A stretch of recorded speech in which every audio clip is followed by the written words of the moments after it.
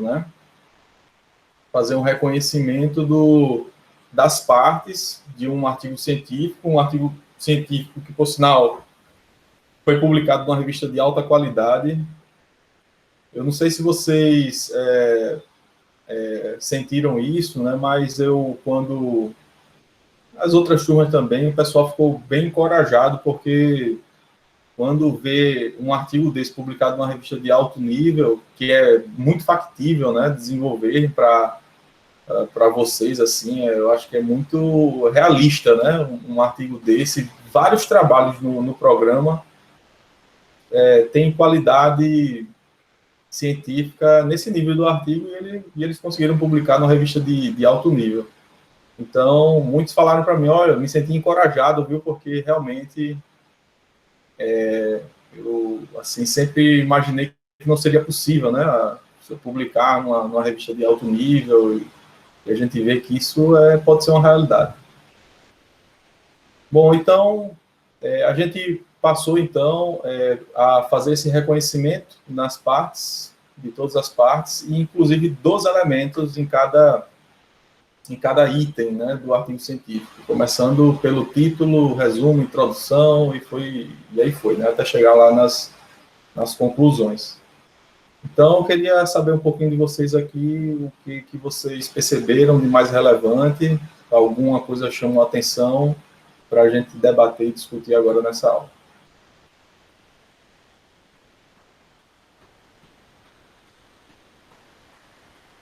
Pelo menos a parte que mais marcaram vocês, assim, né, da identificação dos itens. Pode falar, Cássio. Professor, eu achei, como o senhor falou, eu achei bem interessante, né, que é uma temática meio que simples, né, mas que ele mostra ali todo o delineamento bem interessante. Agora, tem uma hora ali na introdução que o senhor fala, aqui vocês veem que a introdução não tem nenhuma página. E aí o meu questionamento foi, quando a gente for fazer o plano, né, a gente pode fazer menos que uma página, tem um número de páginas que é obrigatório, como que a gente teria que fazer nesse sentido? Boa pergunta. Na realidade, não existe número de páginas definido para um artigo científico. Então, você, no seu trabalho, pode precisar de mais de uma página, 2 páginas, 3 páginas. Isso é muito relativo com relação à temática. Você tem temáticas que evoluem muito rapidamente, né, no tempo, se desenvolve muito rapidamente. E aí essas temáticas, geralmente o grosso de uma introdução, que é o estado da arte, para esses artigos que têm uma evolução rápida, você vai ter um estado da arte também maior, geralmente. Então, mas assim, em geral, a gente sempre vai ter uma contextualização genérica sobre a temática, logo no primeiro parágrafo, no máximo assim, primeiro e segundo parágrafo, 2 parágrafos para contextualizar. Depois a gente vai entrar com o grosso da introdução, que é o estado da arte, e vai afunilando, vocês notaram, né, esse grau, esse nível de afunilamento do estado da arte na introdução dessa oficina. E no final tem um último parágrafo, que é a apresentação do objetivo. Então, respondendo bem objetivamente a tua pergunta, o que vai fazer com que a introdução seja mais longa ou mais curta é o estado da arte. Se existe, né, muitos trabalhos, né, uma evolução muito grande nos últimos 5 anos sobre essa temática, você vai ter que escrever um pouquinho mais. Caso contrário, a introdução ela tende a ser mais curta, né, se não existe muita evolução na temática. Então, vai depender do estado da arte. Entendi. E no caso de uma temática nova, você está abordando algo totalmente novo, que quase você não acha referências, o que a gente faz para referenciar, se não tiver, entendeu? Uhum. Bom, assim, ninguém parte do zero, assim, nenhum trabalho parte do zero, apesar, você tem trabalhos muito inovadores, certamente, que você vai acontecer isso que você está falando, de não ter nenhuma referência, porque você, na verdade, está desbravando aquele tema específico, mas aquele tema específico, aquela novidade que você quer explorar no artigo, partiu de alguma coisa, aquela ideia. Então, ainda assim, será necessário apresentar alguns estudos anteriores que fizeram com que vocês chegassem na proposição desse trabalho.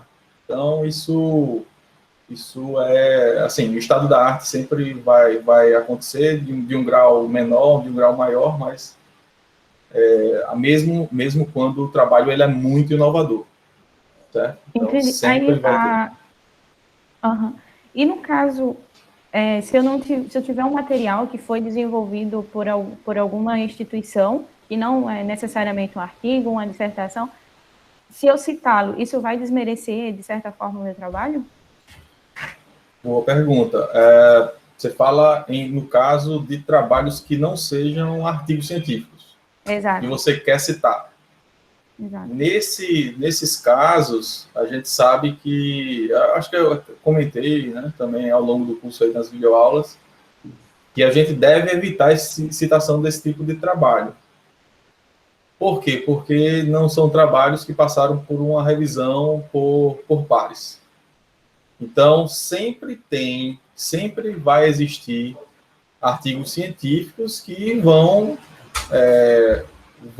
podem, certamente, né, substituir aquela dissertação, ou aquele TCC, ou enfim, aquele trabalho que foi apresentado no congresso e tal. Mas se realmente não existe, né, se você está usando isso como base, aí sim é necessário. Veja, eu não estou dizendo que não é para citar, eu estou dizendo que não é recomendado, porque, em geral, sempre vai existir artigos científicos publicados em revistas de referências que já exploraram esse assunto. Mas, se não existir, sim, pode citar tranquilamente, não tem problema nenhum. Sim. Tá? Agora, tentem, né, no mínimo, assim, colocar essa referência de acesso para quem está lendo o teu artigo. Né? Então, prefiram dissertações, por exemplo, que já tem um link, né, para baixar na biblioteca, então, para ser de fácil acesso. Só um minuto, pessoal, que eu tenho que responder uma questão aqui em casa. Peraí.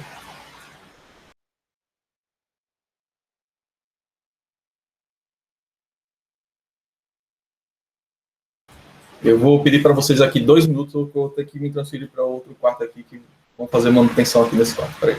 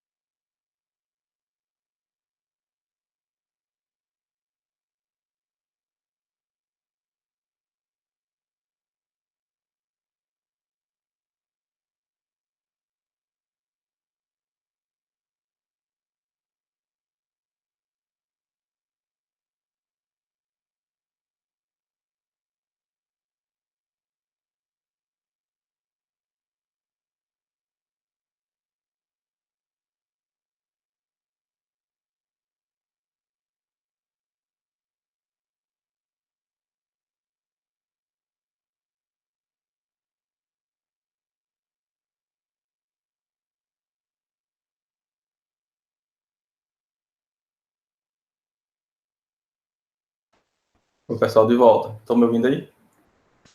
Estamos sim, professor. Sim.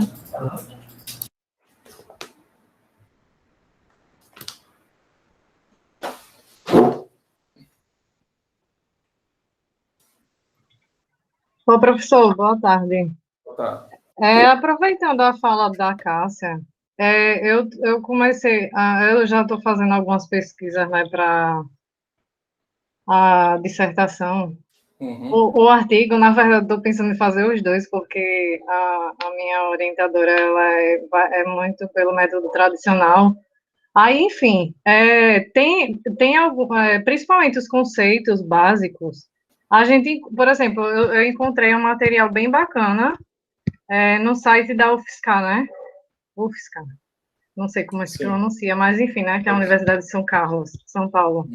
Que aí, tipo, eu gostaria muito de utilizar, só que assim, é uma publicação, assim, né?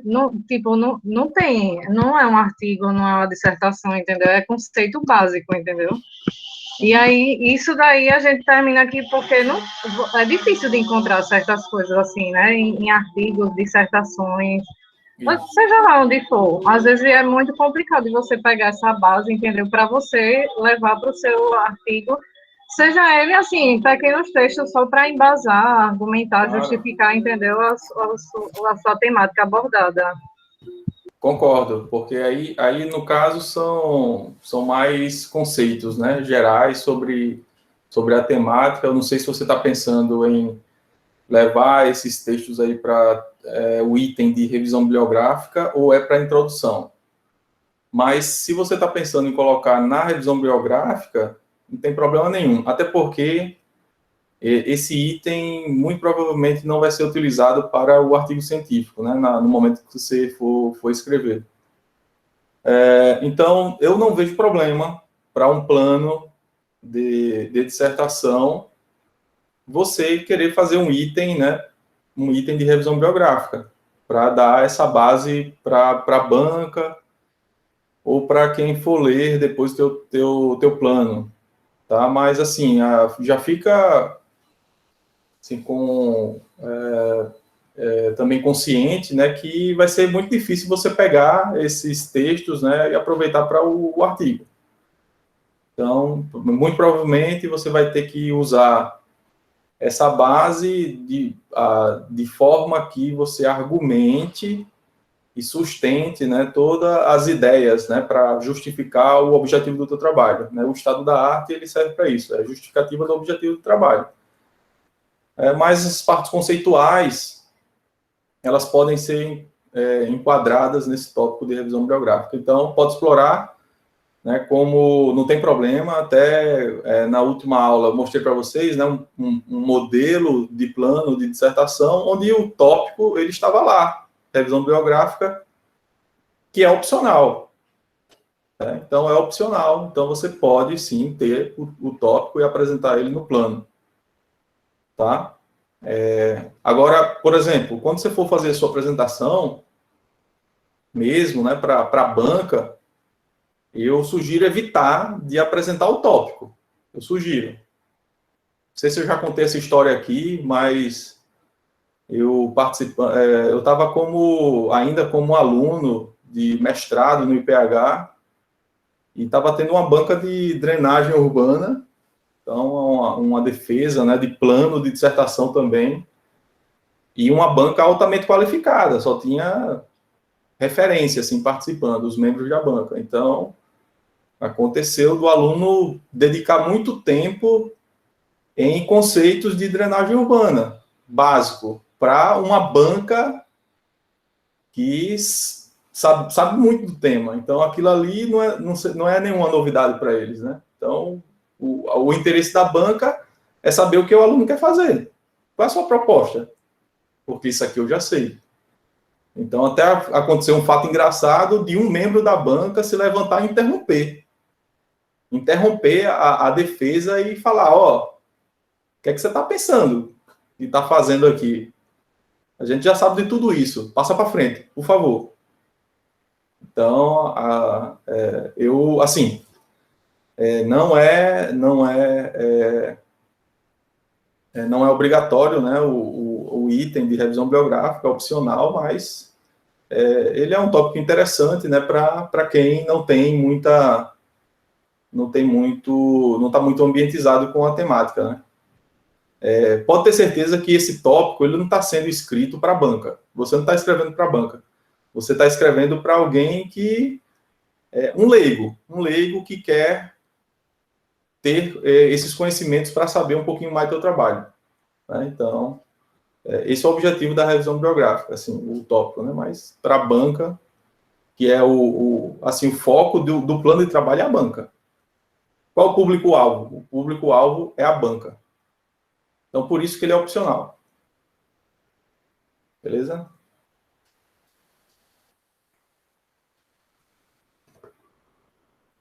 Professor, Sim. eu gostaria de fazer uns comentários a respeito dos 2 vídeos da oficina, que eu achei muito interessante o fato de que a gente vem estudando com o senhor desde o início do semestre, toda essa parte teórica de publicação de artigos científicos, e na oficina a gente pôde ver, pelo menos eu vi, na prática, coisas que estavam meio assim, eu tinha entendido, mas que estavam meio obscuras ainda, como, por exemplo, o estado da arte, a lacuna, e aí, dentro das 2 oficinas, analisando aquele artigo, deu uma clareada absurda nesse tema, né?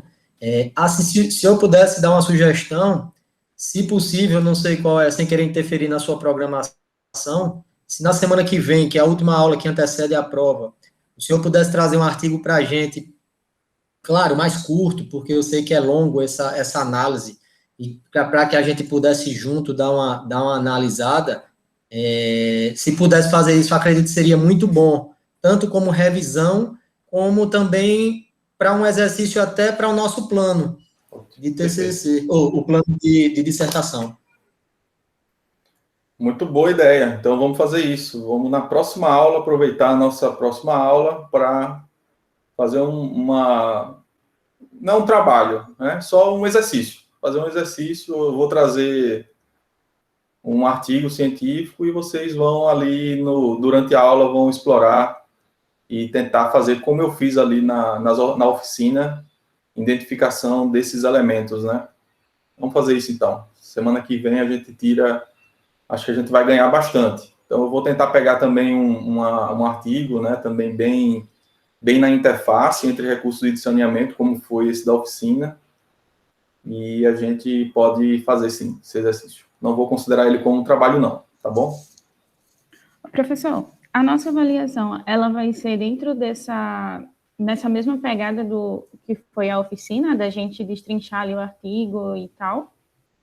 Mostrando. Vão ter questões assim específicas, né? Não dá para destrinchar numa prova, mas vou explorar, por exemplo, por exemplo, quais foram os argumentos utilizados na discussão para sustentar a conclusão principal. Pode ser uma pergunta, entendeu? Então, aí você vai lá na discussão, identifica qual é a conclusão principal, quais foram os argumentos utilizados, né? Então, a gente já mostrou para vocês, né, que cada conclusão pode ser sustentada tanto com a base empírica, que são os resultados do artigo, mas também com os estudos anteriores, né, que a literatura também faz esse suporte. Então, tem que sempre ter essas 2 bases para dar o apoio para cada conclusão apresentada na discussão. E eu posso explorar essas questões, por exemplo, qual é a lacuna na introdução, qual é a lacuna do trabalho, no estado da arte, identifique, por exemplo, né, o que ainda não é conhecido, o que ainda não é conhecido sobre a temática, o que já é explorado, enfim, coisas que eu vou em pontos específicos. Eu não vou, vocês não vão ter tempo para, a gente não vai ter tempo para explorar todas as partes. Até porque também a gente vai ter a parte da proficiência. Então, a gente vai ter que dividir o tempo para fazer essa avaliação da disciplina e também da proficiência.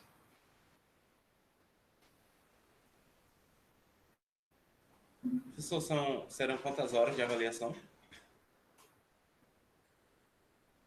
Olha, a gente pode prever aí as 3 horas, tá, de avaliação, e geralmente a proficiência é 1h30, né, 1h30 por aí. A gente pode dividir, então, o tempo, 1h30. Assim, a prova vai ser uma só.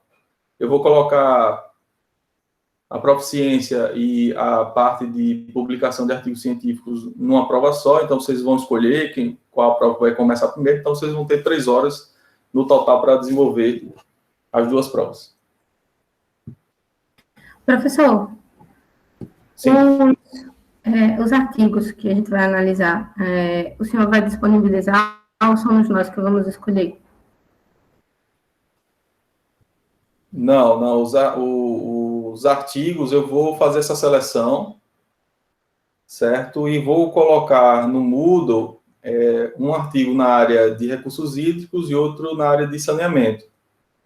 Então, vocês, em função da área que vocês escolheram, desenvolver no programa, vocês vão lá selecionar baixar o PDF e a prova vai ser única, entendeu? A prova vão ser as mesmas perguntas, tanto para quem for fazer na área de recursos hídricos, como para fazer na área de saneamento. Mas vão ser 2 PDFs só, tá? Tá, entendi. Obrigada. Tranquilo. Lembrando que na prova de proficiência, como também na prova de publicação de artigos científicos, vocês vão poder usar o dicionário. Então, tentem já prever isso, tá? O dicionáriozinho. Mas, como vocês vão estar no computador, também tem a opção do usar o Google Tradutor, tá bom? Ou outra ferramenta de tradução. Talvez seja mais eficiente do que ficar folheando um dicionário. Então, bem tranquilo também.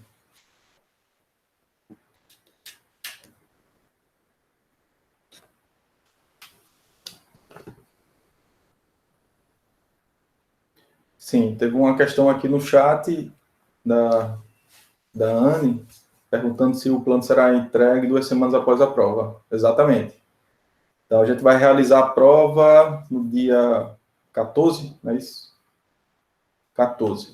Então, 2 semanas depois, vocês vão enviar o plano para mim. Já vou colocar um espaço lá no Moodle para receber esse PDF.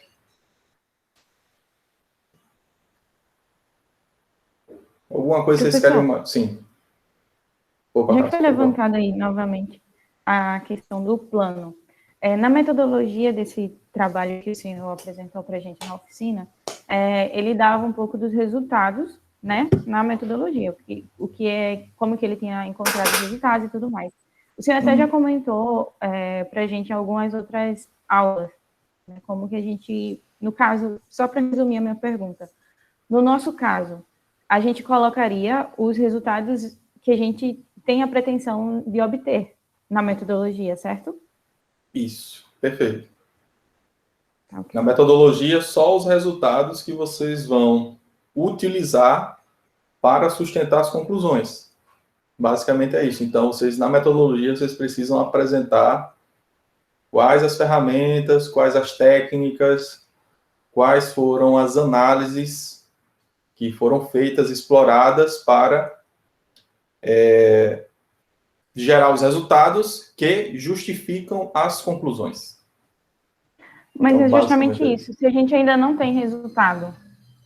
Muito bom. Aí vocês vão colocar uma expectativa, né, de resultados, tá? Então, é um tópico de resultados esperados, mas eu concordo contigo que vocês, na prática, vocês talvez necessitem de algum ajuste de metodologia lá na frente. Por quê? Porque vocês não têm os resultados ainda. No plano, vocês ainda não têm. E aí, lá na frente, quando vocês desenvolverem, diz, eita, eu vou precisar aqui refazer um pouquinho a metodologia, porque eu vou precisar apresentar um pouquinho mais de resultados. Eu precisei fazer um pouquinho mais de análise para atender aqui essa conclusão. Normal, isso aí, fiquem tranquilos que isso é muito comum de acontecer. Um plano é só um momento onde a gente tem resultados esperados, né? E para esses resultados esperados, a gente vai, assim, delimitar uma metodologia científica para esses resultados esperados. Então, muita gente não dá atenção nesse tópico de resultados esperados e escreve um pouquinho rápido, né, aquela parte. Não, a gente espera ter os melhores resultados possíveis, ponto final. Não é assim. Vocês já precisam pensar um pouquinho na conclusão de vocês. E que base é essa que vocês esperam ter para sustentar essas conclusões? E é com base nessas expectativas que a gente escreve essa metodologia.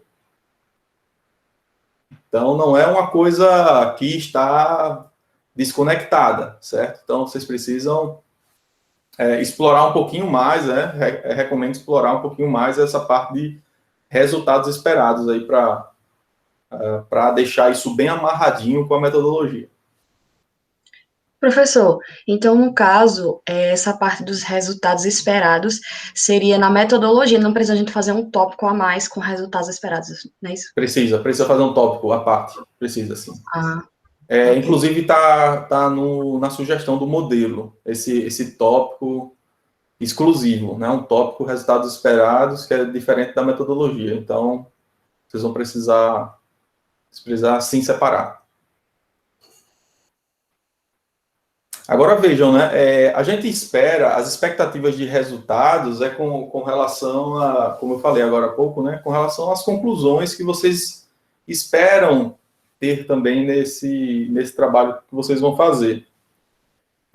Uma coisa muito importante é que vocês não têm ainda a conclusão. Só que vocês sabem qual é o resultado esperado, qual é o resultado, as conclusões esperadas, o que é que o leitor, ao ler a tua introdução, ele espere de conclusão também do teu trabalho. Isso já dá para saber numa introdução. Então, esse nível de entendimento do leitor, do que é que ele espera em termos de conclusão, dele seguir a lógica, seguir a conclusão que já existe, ou ele negar, já vai estar claro na introdução. E aí sim você vai ter que levar isso lá para os resultados esperados. Tá? Então, enfim, não é um exercício de futurologia,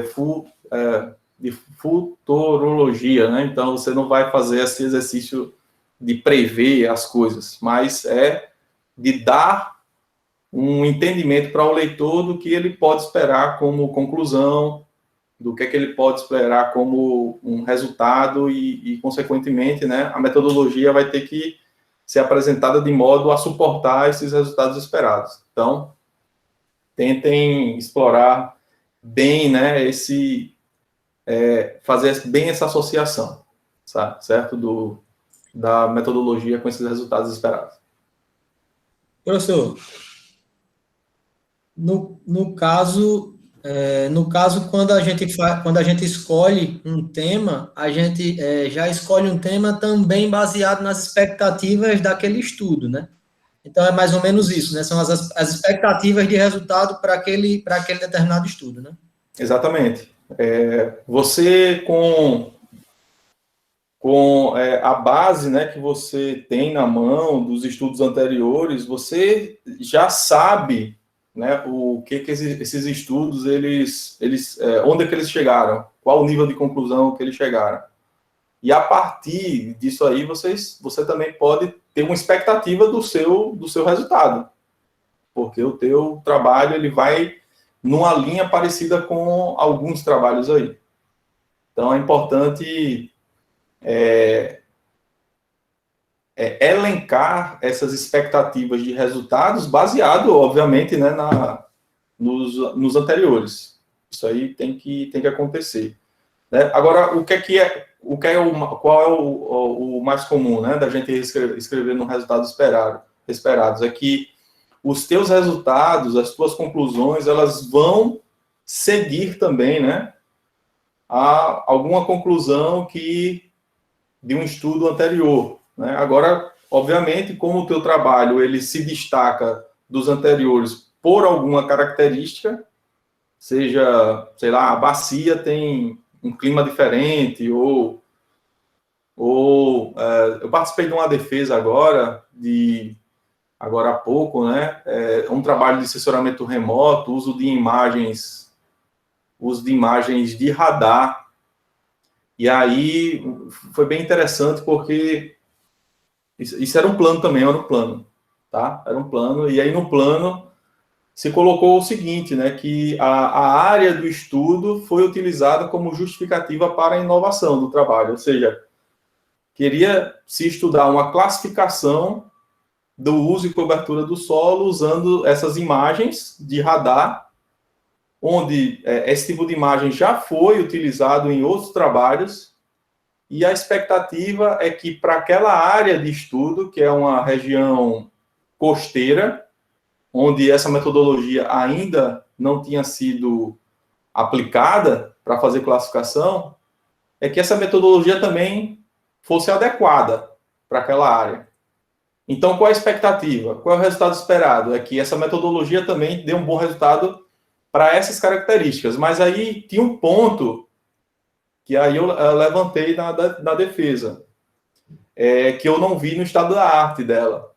Eu não vi nenhuma referência tratando se o tipo de cobertura do solo afetaria nas respostas, né, dessa metodologia. Então, ela não subsidiou essa questão na introdução. Entendeu? Então, o que é que ela espera de resultado? É que a metodologia, ela também se aplique para essa condição, né? Que é uma área diferente, uma área costeira. Beleza. Achei muito legal o trabalho, né? O tema, e realmente era inovador. Mas e a introdução? Por que você não trouxe elementos, né, para que a gente tivesse certeza que o tipo de cobertura do solo pode, né, realmente dar alguma diferença lá na frente, aplicando essa metodologia? Então, era isso que estava um pouquinho... que precisava um pouquinho melhorar, mas foi assim, o tema foi muito bom, bem explorado, né? A questão de resultados esperados também. E daí, discutindo ali na banca, ela conseguiu justificar bem, né? Porque ela falou, não, eu li alguma coisa aqui, e regiões costeiras, que geralmente, né, chovem mais, você tem o efeito da umidade no solo. E o efeito da umidade no solo pode trazer uma alteração da resposta do sensor. Aí eu disse, pô, perfeito. Leva isso para a introdução e tu já justificou bem o teu trabalho. Né? O efeito da umidade, porque é uma região costeira, chove mais. Região costeira chove mais. Então, o solo está mais úmido. O solo mais úmido vai dar uma resposta diferente daquele sensor. E aí, justifica o trabalho. Justifica. Porque realmente é diferenciado em relação à aplicação dessa técnica, né, em outras regiões do mundo onde ainda não foi explorado, na região costeira, que tem mais umidade. Então, veja, né, vocês não podem colocar uma imposição, vai ser diferenciado porque é uma região costeira ou região climática, mas você tem que conectar, né, o efeito do clima ou do solo na temática, senão fica um pouquinho difícil, né, de acreditar que realmente aquele trabalho precisa ser, que é inovador, que precisa ser explorado para aquelas condições.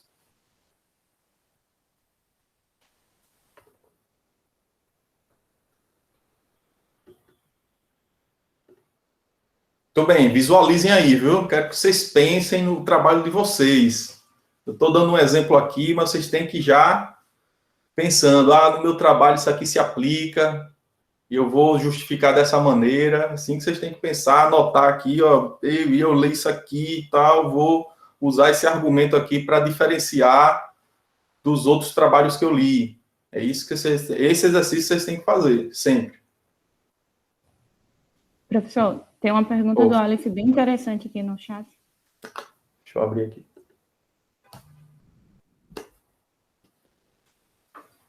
Durante o vídeo 1, você mostra no texto o momento em que o autor fala das ferramentas usadas e comenta a marca, versão, certo? Caso eu utilize uma ferramenta própria, preciso exibir todos os detalhes da validação e calibração. Códigos e partes do projeto da ferramenta são obrigatórios ou vão para apêndice? Muito bem, muito boa pergunta. O seguinte, se é uma metodologia, se é uma ferramenta muito consolidada na comunidade, em geral se faz isso, né? Você cita a ferramenta e cita uma referência principal.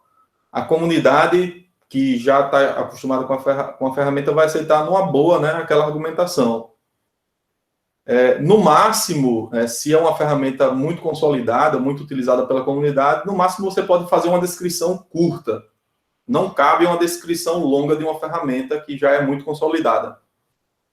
Agora, se você vai usar uma ferramenta que não é consolidada pela comunidade científica, no caso aí que você está colocando, né? Eu posso usar uma ferramenta que eu criei. Eu preciso apresentar os detalhes de validação e calibração? A resposta é o seguinte: o ideal é que esse estudo de validação e calibração tivesse sido feito antes dessa ferramenta. E aí, se o foco do teu trabalho não é validar e calibrar essa ferramenta, então o ideal é que tivesse um trabalho anterior para calibrar e validar essa ferramenta e você utilizar, então, essa citação no teu trabalho, onde a ferramenta vai ser utilizada para responder uma questão científica. Não sei se vocês conseguiram entender aí essa diferença, tá? Então, realmente é necessário mostrar que a ferramenta, ela é uma ferramenta que vai dar bons resultados. A comunidade precisa ficar tranquila com relação a esse aspecto. Certo? E se você precisa... Só concluindo, rapidamente. Se você precisa... Se você não está explorando a validação, então eu sugiro que você faça isso num paper à parte. Só isso. Pode falar, Cássia.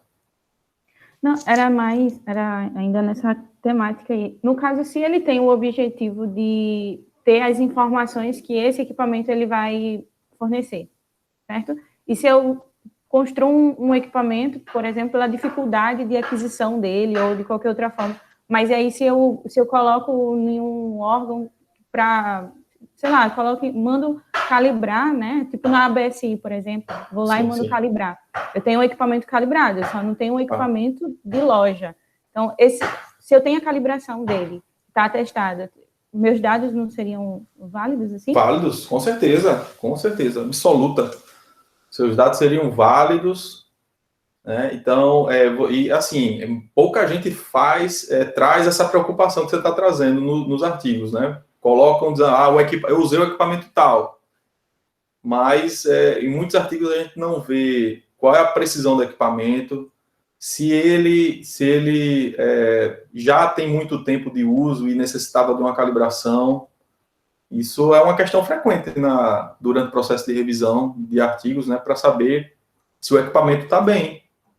O equipamento que você está utilizando, ele está legal, é preciso, né? Então é importante que vocês sempre apresentem, né, e essa questão de calibração do equipamento para fazer com que o leitor ele fique tranquilo com relação à precisão dele. Professor, eu acho que eu já estou falando bastante aqui, mas é a última pergunta. Nada, pode ficar à vontade. Se for, por exemplo, um site, um aplicativo para simulação de alguma questão, sei lá, e não é um aplicativo gratuito. Eu preciso citar de onde veio, se eu utilizei, se alguém me prestou. Preciso citar de onde ele veio ou simplesmente citar o aplicativo que eu utilizei? O programa que eu utilizei para simulação?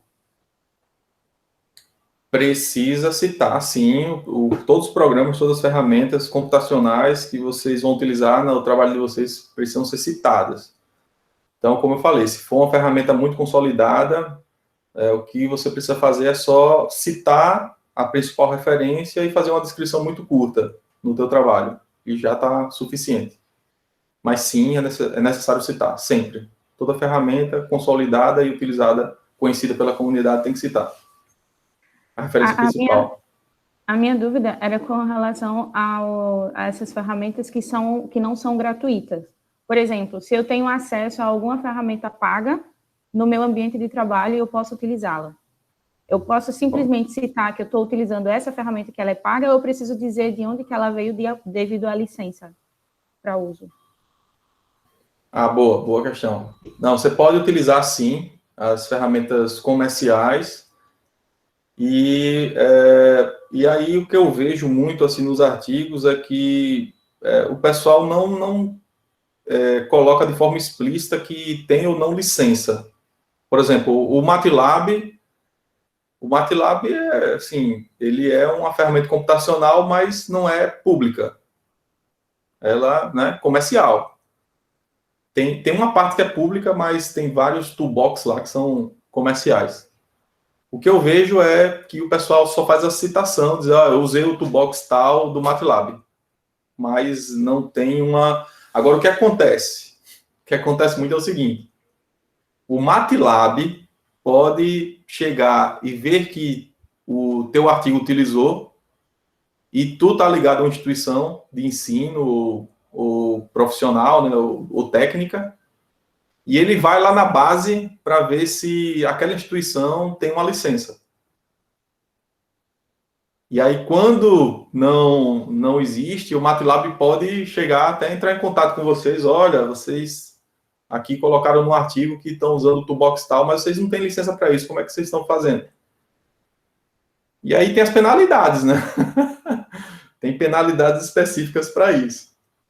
Então, cuidado, né, com essa questão das ferramentas comerciais. Até porque hoje tem tanta ferramenta aberta, livre, né, de excelente qualidade, que acho que não cabe mais esse tipo de uso, né, de ferramentas comerciais assim, sem licença. Mas sim, precisa, assim, não precisa citar a licença tal, lá no artigo, mas você pode estar sujeita a uma consulta da empresa. Eu já vi isso acontecer, viu, pessoal? Eu já vi, sim.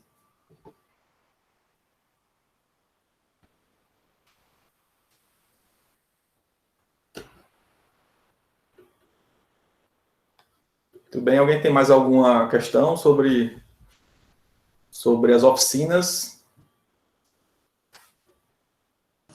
Professor, eu tive só um questionamento. Eu fui fazer uma análise de um artigo, e aí eu vi que nesse artigo, no final da introdução, ele meio que fala das próximas sessões, como ele vai ser dividido. Por exemplo, o artigo está organizado da seguinte forma, e explica cada sessão que vai ter. Eu queria saber se o senhor acha que é interessante esse tipo de informação no final da introdução, se é desnecessário, porque eu achei interessante quando eu vi, né? Aí eu queria saber, a respeito da opinião, se é interessante, se não é. Muito bom mesmo. Esse tipo de descrição, né, do que é que vai vir depois, geralmente, como você falou, é feito no final da introdução. E, assim, cabe quando o artigo ele traz assim mais uma complexidade em termos de estrutura, para que o leitor, no final da introdução, ele tenha um roteiro da estrutura do trabalho. Na maioria das vezes, não precisa, né, porque a gente não necessita fazer uma estrutura complexa, né, na metodologia, separar em vários tópicos e nos resultados também. Então, geralmente não não se utiliza isso aí. Então, único e exclusivamente, né, a justificativa para isso é para guiar o leitor, né, para entender melhor a estrutura do trabalho, para ele ficar bem entendido. A estrutura do trabalho é essa daqui, explorou, e ele já deu aqui uma pintadinha, né? Porque, não sei se vocês notaram, uma coisa que vocês fazem muito no plano de dissertação, logo no começo da metodologia, é fazer um fluxograma. Até os orientadores adoram pedir isso para vocês. Não, faz um fluxogramazinho da metodologia, explicando, né, todas as etapas ali. Então, muitas vezes, né, ali no artigo científico, não cabe esse fluxograma, não tem espaço para isso. Aí o pessoal faz isso de forma textual, como você está falando ali, no final da introdução, o pessoal de forma textual faz assim um roteirozinho, que é um fluxograma em texto. Então, respondendo aí, assim, a maioria das vezes não é necessário.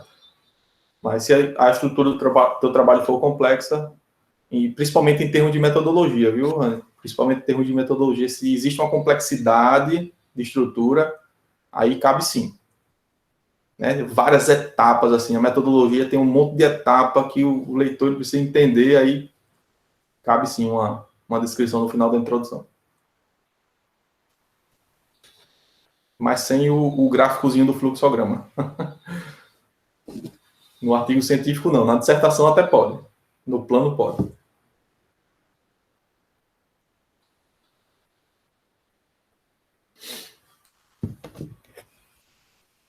Muito bem, muito interessante, viu, as questões. Estão de parabéns aí. É isso. Vamos fazer o seguinte, então. Na próxima aula, a gente se encontra novamente para explorar, fazer um exercício. Eu vou trazer aqui um artigo científico para vocês, na interface, né, como eu falei ali, entre as duas áreas, e vocês vão fazer o que eu fiz ali na oficina, né, explorar ali as partes. Eu vou colocar um questionáriozinho também, e vocês vão preenchendo no questionário, vão lendo o artigo e vão preenchendo no questionáriozinho.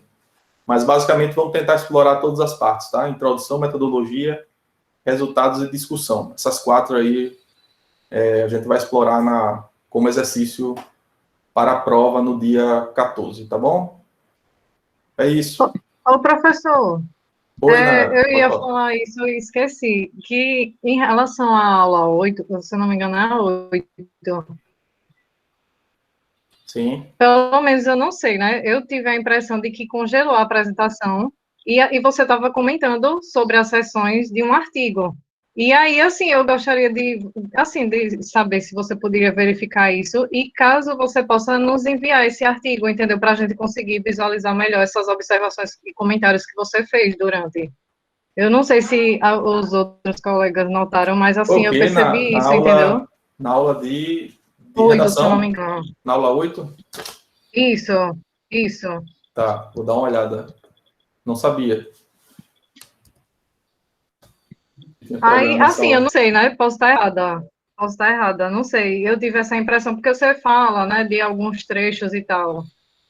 Certo. Não, pode ser isso mesmo, porque como essas aulas, elas foram gravadas online, né?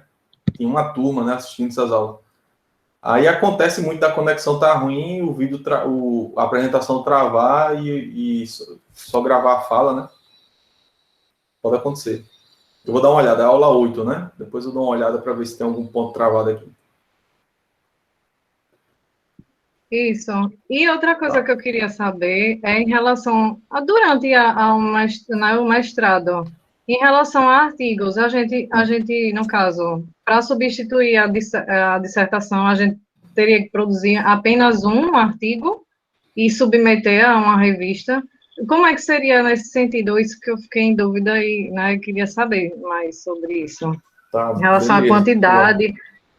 Porque, não, assim, eu tenho uma amiga que fez mestrado, aí a gente tava conversando, ela disse, Naira, eu produzi não sei quantos artigos e tal. Uhum. Legal.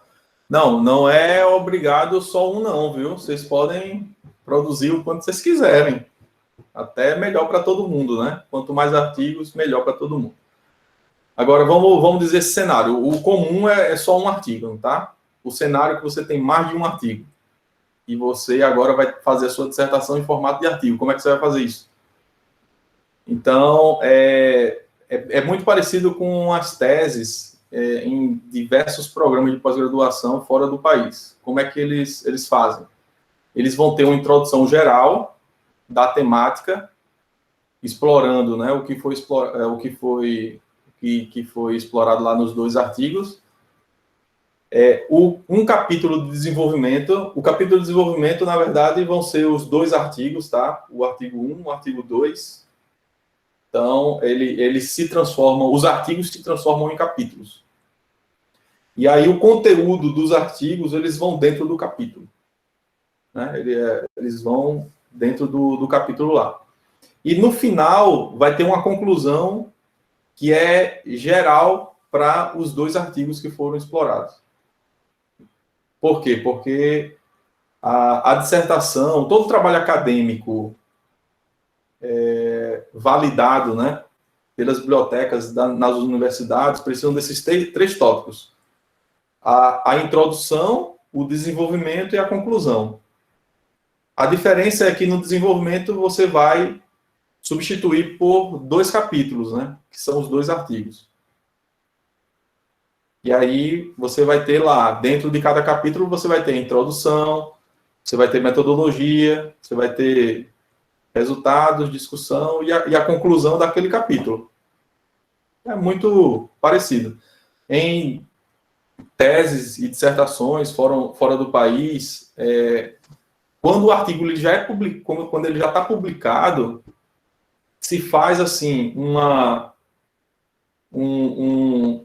prévia do trabalho acadêmico, né, assim, antes, e os artigos vão em anexos. Então, eu vou ter introdução, metodologia, resultados e conclusão, mas de maneira genérica, bem curto, e aí você coloca os artigos publicados em anexo. E aí, ao longo desse texto, você vai citando, né, os trabalhos, né? Mas, no caso aí para vocês, o que eu recomendo é converter os manuscritos em capítulos. Então, você vai colocar o conteúdo exatamente nos capítulos.